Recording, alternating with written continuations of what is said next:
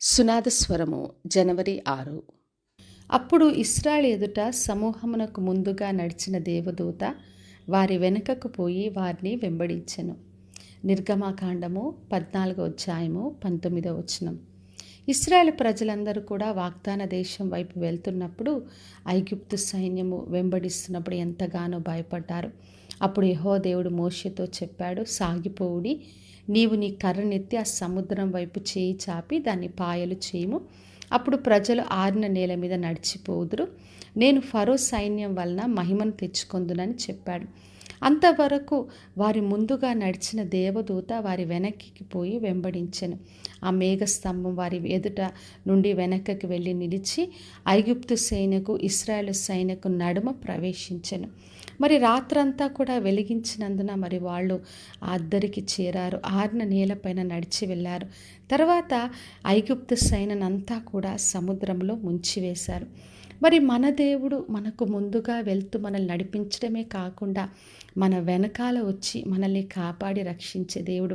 మనకి ఎప్పుడైతే భయం అవుతుందో, మన శత్రులు వెంబడిస్తారో, ఇంకా అయిపోయింది మునిగిపోతాం అనుకుంటామో, అప్పుడు మన దేవుడు వెనకాల వచ్చి మనల్ని కాపాడి రక్షించే దేవుడు.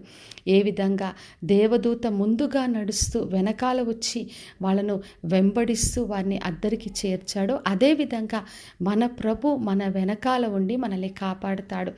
అందుకే యెషయా గ్రంథం 58వ అధ్యాయం 8వ వచనం రాయబడింది, యెహోవా మహిమ సైన్యపు వెనకటి భాగమున కావలి కాయును అని.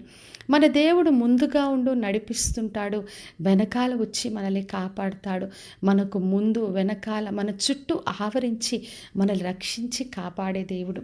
మరి పౌలు జీవితం చూసినప్పుడు ఒకప్పుడు ఆయన హింసకుడుగా ఉన్నాడు, హానికరుడుగా ఉన్నాడు, తన గతంలో దేవునికి వ్యతిరేకంగా ఉన్నాడు. అటువంటి వ్యక్తిని యేసుక్రీస్తు దర్శించిన తర్వాత నూతన సృష్టిగా మార్చబడ్డాడు. పాతవన్నీ గతించబడ్డాయి. అందుకే చెప్పాడు, వెనక ఉన్నవి మరచి ముందున్న వాటి కొరకు వేగిరపడుచున్నానని చెప్పాడు. మరి దేవుడు ఆయనను వెనకకు చూడనీయకుండా ముందుకు కొనసాగే కృపనిచ్చాడు. కాబట్టి నా ప్రియ సహోదరి సహోదర, మన దేవుడు మనకు ముందుగా వెళ్తూ మనల్ని నడిపించే దేవుడు. మన వెనకాల ఉండి మనల్ని కాపాడుతాడు. ఏ గతమైనా, ఏ పాపమైనా, వ్యసనాలైనా, రోగములు, వ్యాధులు, భయాలు, కలవరాలు, ఏ శత్రువైనా ఆయన వెనకాల ఉండి రక్షించే దేవుడు. కాబట్టి విశ్వాసంతో ఆయన్ని వెంబడిస్తూ అద్దరికి చేరుదాం. ప్రార్థన చేసుకుందాం. పరలోకమందున్న మా తండ్రి, మా దేవ, ఈరోజు ఇచ్చిన వాగ్దానం కొరకే వందనాలు. ప్రతి ఒక్కరిని దీవించి ఆశీర్వదించండి తండ్రి. ఏ శత్రువును చూసి భయపడుతున్నారో ప్రభువ, వారి ముందే కాకుండా వెనకాల మీరుండి కాపాడి క్షేమంగా నడిపించమని యేసు నామములో అడిగి వేడుకొంచున్నాను తండ్రి, ఆమెన్.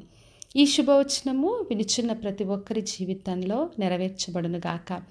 నేను మీ ప్రియ సహోదరి మంజులాచరణ్.